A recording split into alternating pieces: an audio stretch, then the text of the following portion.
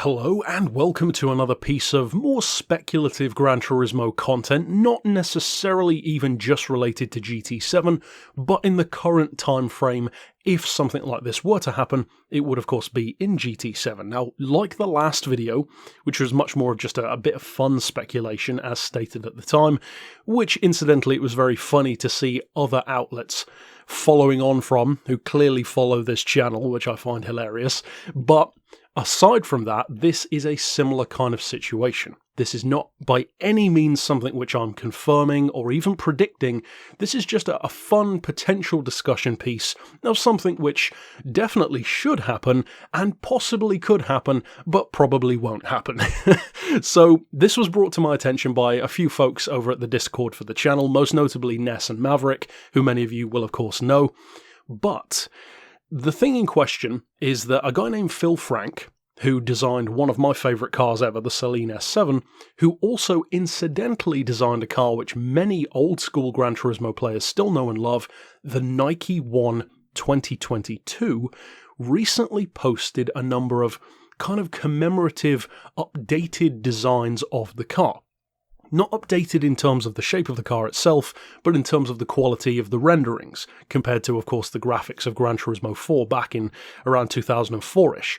Now, the interesting thing is, as you'll see from a couple of grabs that I got from Instagram, he actually spoke with a few commenters, and of course you can check him out at Phil Frank Design on Instagram to check all of this stuff for yourself. He interacted with a number of comments and made some background posts about how the Nike came to be, which is very interesting to read, so check that out by all means.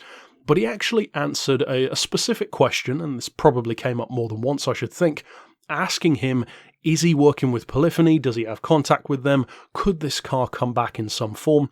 And in short, he said that yes, he is still in contact, he knows contacts who work there, and he did mention giving the new updated designs to Polyphony to do with as they will.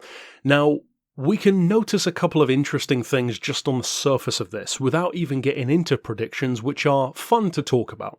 Now, the first bit of very simple deductive logic that we can assume, based on Phil's comments, is that unless Polyphony have gone forward without him and his blessing, we know that the car is not going to be in the game from day one, because according to his own comment, he hasn't given them the design yet, so, as I said, unless they've updated it themselves, it is not going to be in the game from day one in March. However, there are two reasons why I believe, in fact, you could technically say three, why this is the right time for the Nike to come back, maybe as an update later on.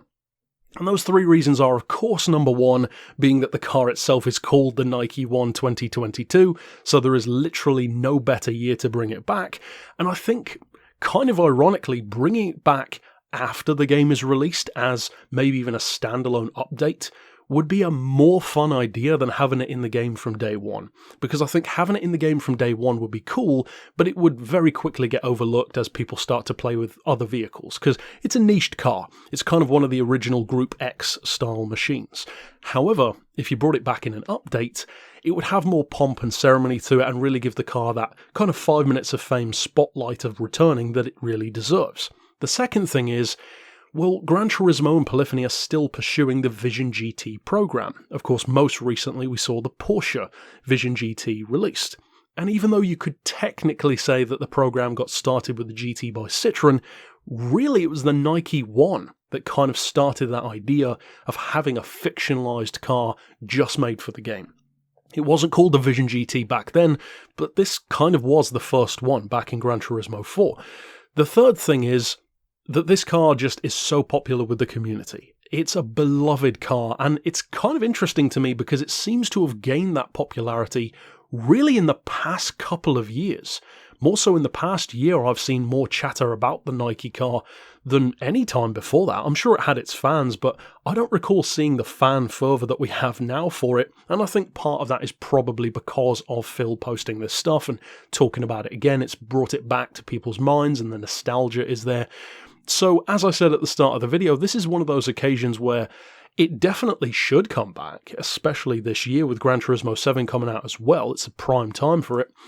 It should come back, it certainly could come back, but then the final thing, of course, which may stop it from coming back, is of course the fact that it's not just Phil's car.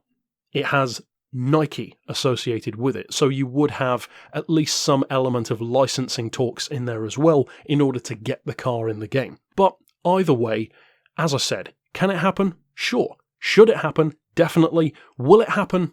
Probably not, but if it did, a lot of us would be very, very happy. It would doubtless end up in Group X and it would be one of those specialised Vision GT style cars, but it would still be very fun. So of course jump over to @PhilFrankDesign on Instagram and show him some love if you are a fan of the car, and obviously stick around on the channel, especially as we ramp up to GT7's release, and once the game is released, it's going to pretty much dominate the channel. There's going to be a whole lot of content coming out, car reviews, tunes, of course a review of the game itself, and I am planning to play it on probably both platforms, the PS4 and the PS5, to give you guys an idea of what the differences are, how it compares, etc. But that's it for this vid. Of course I'll see you guys next time, and for now, as always, thanks for watching.